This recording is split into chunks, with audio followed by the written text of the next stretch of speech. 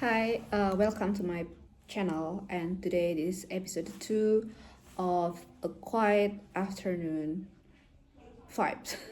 I have no idea what I'm talking about, but for this time I will read about The Small Acts of Resistance by Anita Frank, and not talking too much about that. I will just speaking and reading for one or maybe 2 pages of this ebook. I will read chapter 1. Chapter 1, Northern France, May 1915. He was surprised to see the notepaper quiver. He was even more surprised when he realized it was his hand that was trembling. Not much, but ever so slightly. But still, of all things, he hadn't expected that. He folded that unsolicited missive in half, trapping the accompanying photograph in its midst.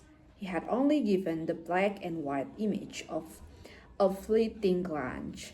He thought that best. After all, it was only of passing interest.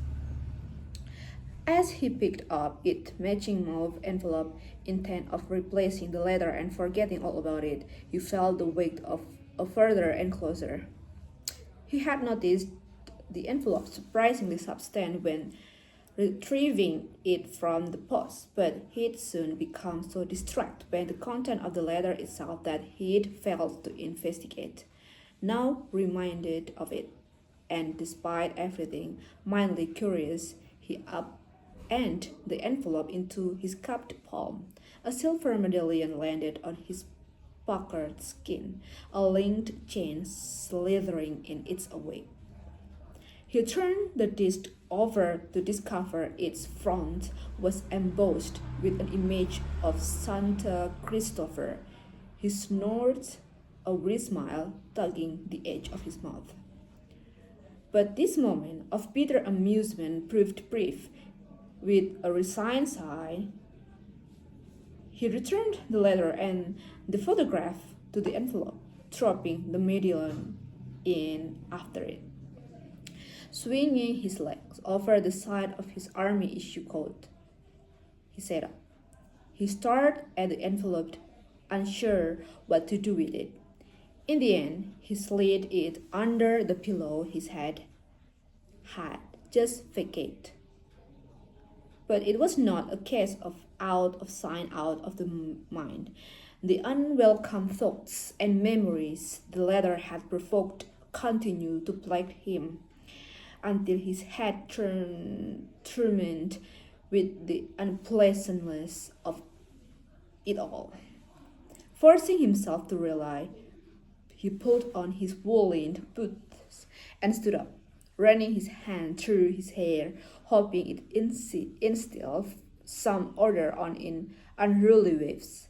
He shrunk on his sheepskin flight jacket and wrapped a woolen scarf around his neck before gathering up his leather gauntlets. He made his way down the aisle between the coats lining both sides of the hut, but when he reached the door, he stopped.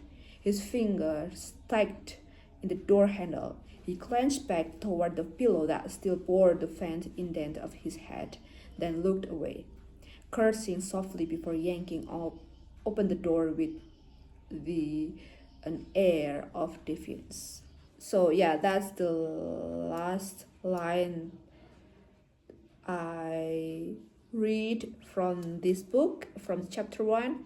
And yeah, there's a lot of sentence that I need to execute. Like, I have no idea what the meaning of that line, and this is seriously amazing to discover something that I really don't know, and I can research or maybe Google it in the website about the meaning of that words. So thank you for listening, and thank you to watch this video. Bye.